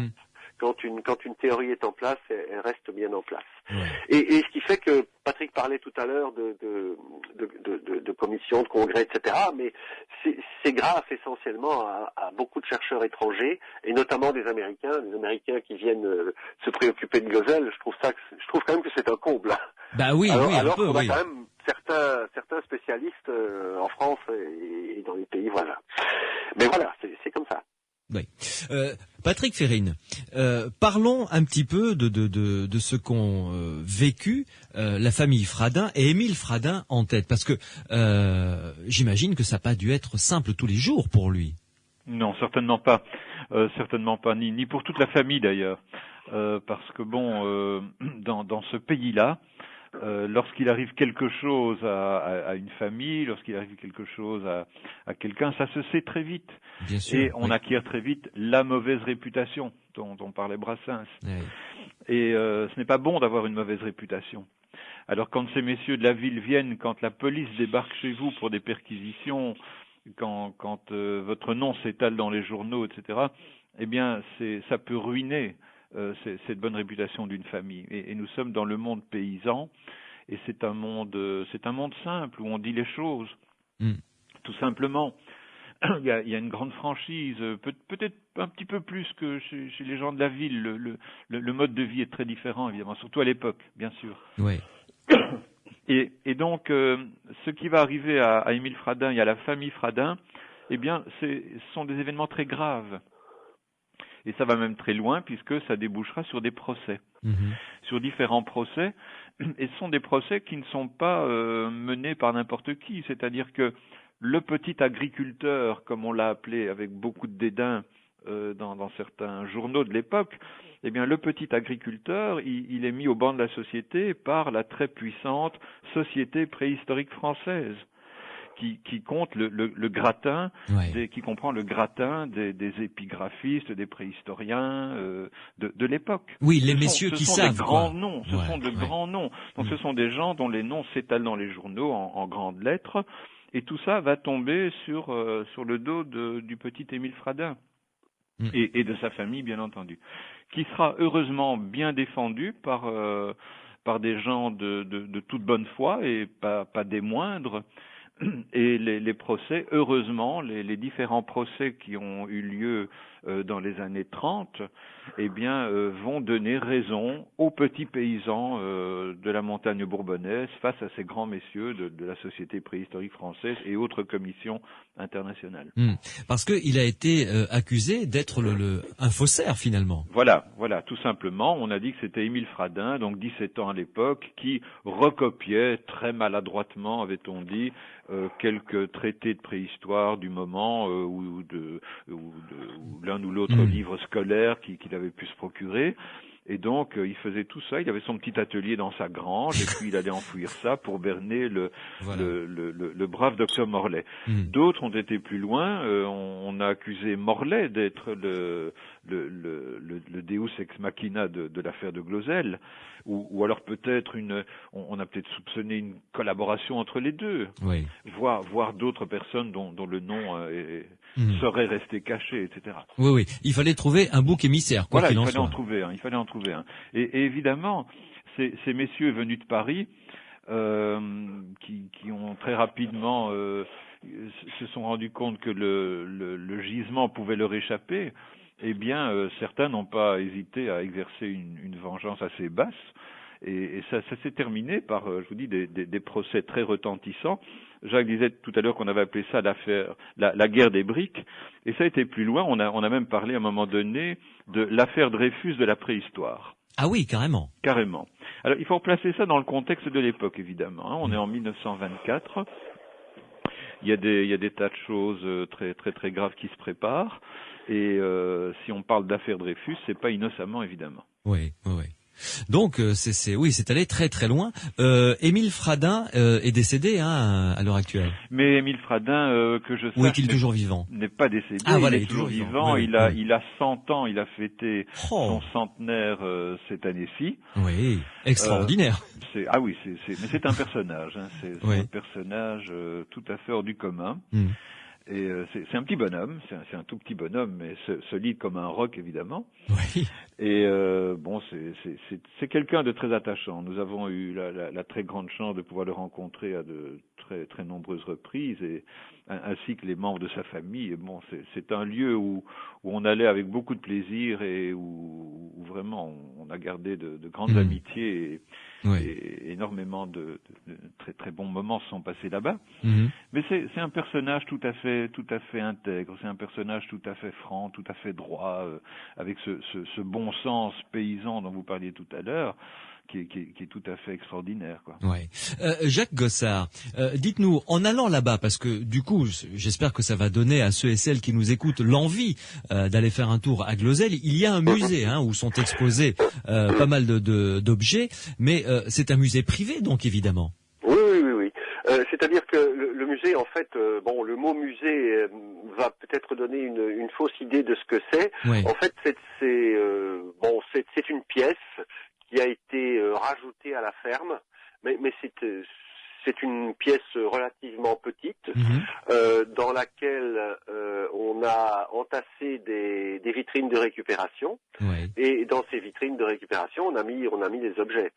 Donc c'est vraiment un petit musée de campagne.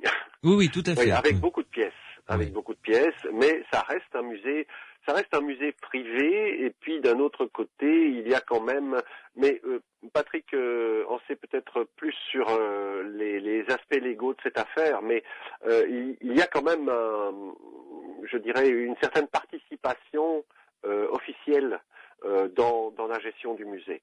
Mais à ma connaissance, Patrick me contredira si je me trompe, ça reste un musée privé, donc les pièces appartiennent toujours à la famille Fradin. Oui, bien sûr. Oui. Bon, il est clair que le conseil régional attache à l'heure actuelle beaucoup d'importance au musée et voudrait, c'est un vœu pieux, mais nous en entendons parler depuis une dizaine d'années, voudrait construire un musée plus approprié, qui conviendrait mieux pour recueillir les collections de Glosel et mieux les mettre en valeur.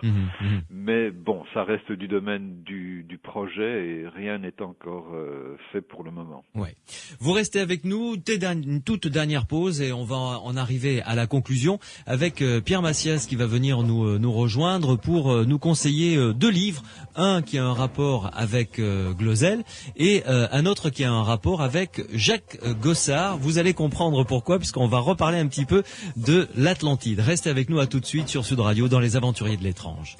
Les Aventuriers de l'étrange avec Louis Bénédy sur Sud Radio. Nous allons en arriver à la conclusion sur ce dossier extraordinaire qui concerne l'archéologie fantastique. Ce site qui ne l'est pas moins fantastique dans l'Allier, ça s'appelle Glosel. C'est pas très loin de Vichy. Et je vous redonne d'ailleurs le site internet pour en savoir un petit peu plus sur ce musée de Glosel. C'est muséedeglosel en un seul mot.com. Et là, vous allez avoir toutes les informations. Vous allez pouvoir visualiser cette fameuse écriture, les objets qui ont été découverts là-bas.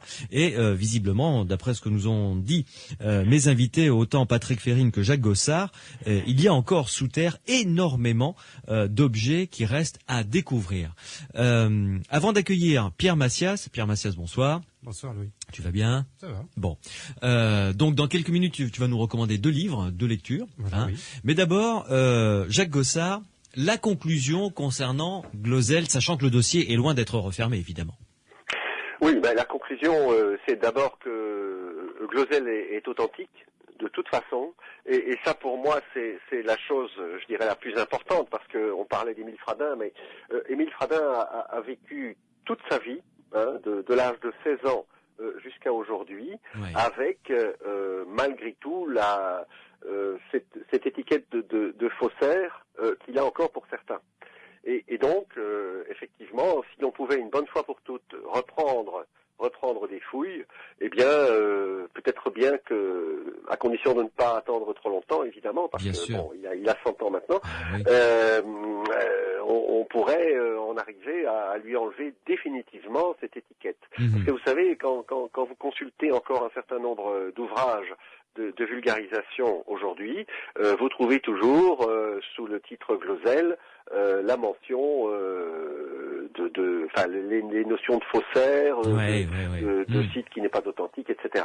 Et bien sûr, tout ça conduit inévitablement à Émile Fradin. Donc, mais de toute façon, je dirais que pour la majorité des gens qui veulent bien être disons objectifs, sans prendre parti ni pour ni contre, Glosel est authentique et ça c'est déjà une grande chose. Maintenant, c'est vrai que si ça n'est plus un Glosel préhistorique, ça reste un Glosel bien mystérieux parce que je crois que on l'a compris finalement, les mesures les datations qui ont été faites et les diverses observations qui ont été faites n'ont pas simplifié le problème, loin de là. Oui, tout à fait. Mais en même temps, ils l'ont rapproché de la réalité peut-être. Donc c'est ça qui est intéressant. Tout à fait, oui. Maintenant, est-ce qu'on va arriver à cerner davantage cette réalité? Je l'espère, mais ça va être bien compliqué. Patrick Férine, votre conclusion à vous? La mienne est toute simple, elle rejoint celle de Jacques. Il faut fouiller. Il faut absolument que ça se passe et que par exemple le Centre international d'études et de recherche dont je parlais tout à l'heure, Monsieur Germain et ses amis, arrivent à convaincre les autorités françaises qu'il y a un travail à faire parce qu'on se trouve en face d'un gisement original et bigrement intéressant. Et en plus, ça mettra, je pense, un point final à cette querelle qui ne dure que depuis trop longtemps. Et rétablira probablement, je pense, je l'espère, l'honneur d'Émile Fradin. Oui, tout à fait. Pierre, 2 livres pour conclure, un sur Glosel et un autre sur un sujet qui intéresse Patrick Férine et Jacques Gossard, mais on en parlera tout à l'heure. D'abord le livre sur Glosel. D'abord bonsoir à nos invités. Bonsoir. Voilà, alors je voulais signaler un livre, c'est La préhistoire chahutée de Joseph Grivel, qui est d'ailleurs le concepteur et l'administrateur du site du musée de Glozelle. Ah d'accord, très bien. Ouais, très joli site, bien fait d'ailleurs. Oui, tout à fait. Ouais. Donc un livre qui retrace l'historique de 1924 à 1941 de ce qui s'est passé à Glozelle, des fouilles, des gens qui sont venus, et qui commence d'ailleurs par qui commence en citant le capitaine Joseph Deschelette, qui sort au moment, enfin une réédition sort au moment de la découverte de Glozelle, son manuel d'archéologie préhistorique, celtique et gallo-romaine. Et ce qu'on trouve à Glozelle à ce moment-là semble vouloir remettre en question au moins une partie de ce livre, manuel. de ce qu'il y a dans ce livre. Ouais. Voilà. Donc, vous connaissez ce livre, j'imagine, Jacques Gossard? Oui, bien Oui, sûr, oui. C'est un bouquin, c'est une somme, hein. C'est une somme, c'est un bouquin tout à fait remarquable. Ouais. Et si je peux me permettre d'ajouter une référence. Bien sûr. Malheureusement, elle est en anglais, mais il s'agit du livre écrit par Alice Gérard, qui s'appelle Glozelle Bones of Contention, qu'on peut traduire par Glozelle, les ossements, les os de la discorde. Ouais. Je crois que les gens intéressés n'auront qu'une peine à le trouver sur Internet. C'est à l'heure actuelle le bouquin le plus complet, le mieux construit, le plus méthodique, le plus élaboré, le mieux documenté et très abondamment illustré sur l'affaire de Glozelle. Il est paru en 2005, donc c'est tout récent. Oui, on peut le trouver donc sans aucun problème. Redonnez-nous le nom de l'auteur. Donc Alice Gérard. Alice Gérard. Tout simplement. Bien. Tout simplement. Et j'espère qu'un éditeur le traduira en français parce que c'est réellement un bouquin remarquable. Ce serait une bonne chose, effectivement. Pierre, un deuxième livre. Oui, un deuxième livre. Alors là, on quitte le domaine de Glozelle. Hein. Voilà, on revient sur l'Atlantide que Jacques Gossard connaît bien. Traité récemment. Ouais. Donc un bouquin tout récent du mois de novembre 2006 de Bernard Sergent, l'Atlantide et la mythologie grecque. Bernard Sergent est chercheur au CNRS et il est auteur de plusieurs ouvrages d'anthropologie historique. Et dans cet ouvrage, donc, il retrace la construction du mythe de l'Atlantide par Platon, en fonction de la mythologie de l'époque, de la société de l'époque, par exemple des pratiques sacrificielles aussi de Grecs. Il reprend tout ce contexte historique et montre comment Platon construit l'Atlantide. Ouais. Vous connaissiez ce livre, Jacques Gossard? Oui. Ah bah écoutez, et qu'en pensez-vous? C'est un point de vue.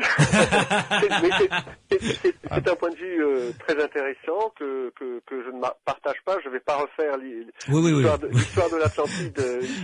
Parce qu'on n'a plus tout à fait le temps. Mais en ce qui me concerne, je me suis expliqué là-dessus. Pour moi, Platon raconte une histoire qui s'est réellement passée. Donc, il raconte des faits historiques qui n'ont qu'un lointain rapport avec la mythologie grecque, mais je conçois évidemment qu'on explore de nouvelles pistes. Oui, tout à fait. Mais je ne partage pas ce point de vue. Très bien. Les deux livres aux éditions de l'Harmattan. Ah oui, exact, il fallait le citer. Merci en tout cas beaucoup, Patrick Férine. Merci de nous avoir accompagnés sur ce dossier passionnant de Glozelle. J'espère qu'on se retrouvera une prochaine fois dans les Aventuriers de l'étrange, si vous le voulez bien. Avec grand plaisir. Merci beaucoup. Au revoir. Au revoir. Merci beaucoup, Jacques Gossard. Merci de m'avoir accueilli. Écoutez, c'était toujours avec grand plaisir et puis à bientôt également pour vous dans les Aventuriers de l'étrange. À bientôt. Merci. Je vous rappelle, vous qui nous écoutez, le site internet où vous pouvez avoir toutes les références concernant cette revue s'appelle Kadat donc. Le site internet c'est kadat.be, KADATH. .be, une revue est éditée régulièrement chaque année. Donc ça s'appelle Chronique des civilisations disparues. C'est consacré aux civilisations disparues. Merci donc à tous les deux et vous qui nous écoutez, j'espère que vous aurez la curiosité d'aller faire un petit tour sur ce site internet pour découvrir cette revue que je vous recommande. Dernière chose enfin, le site du musée de Glozelle. Donc c'est musée de Glozelle, en un seul mot, muséedeglozelle.com. Pierre, rien d'autre à rajouter? Impeccable. Parfait. Sud Radio. Samedi et dimanche, 22h minuit. Louis Bénédit, les aventuriers de l'étrange.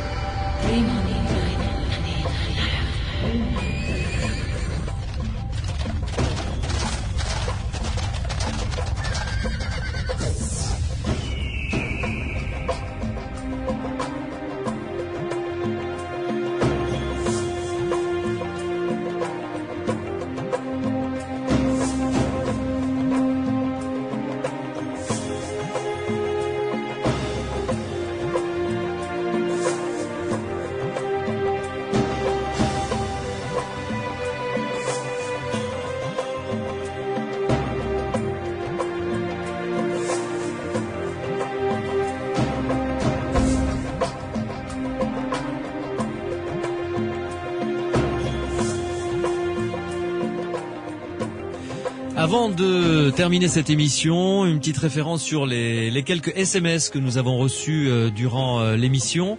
D'abord, Fred du 81 du Tarn nous dit: ferez-vous un jour une émission sur Rennes-le-Château et la Bessonnière? Eh bien, mon cher Fred, c'est une excellente idée. Nous allons tout de suite prendre notre agenda et mettre Rennes-le-Château au programme d'une émission du tout début de l'année 2007. Un SMS également envoyé hier d'un auditeur nous demandait si on allait faire une émission sur l'astrologie. Eh bien oui, c'est programmé pour tout début janvier 2007 également. Donc voilà, astrologie, Rennes-le-Château et d'autres sujets concernant le paranormal évidemment au programme des prochaines émissions. Je vous souhaite à toutes et à tous une excellente nuit. Les rediffs de Sud Radio vont vous accompagner et quant à moi, bien j'aurai grand plaisir à vous retrouver samedi et dimanche prochain 22h minuit. Merci à Mathieu qui signe la réalisation de cette émission, Morad qui était au standard et Pierre Massias qui m'aide à la construire comme tous les week-ends. À samedi prochain et passez une bonne semaine à l'écoute des programmes de Sud Radio.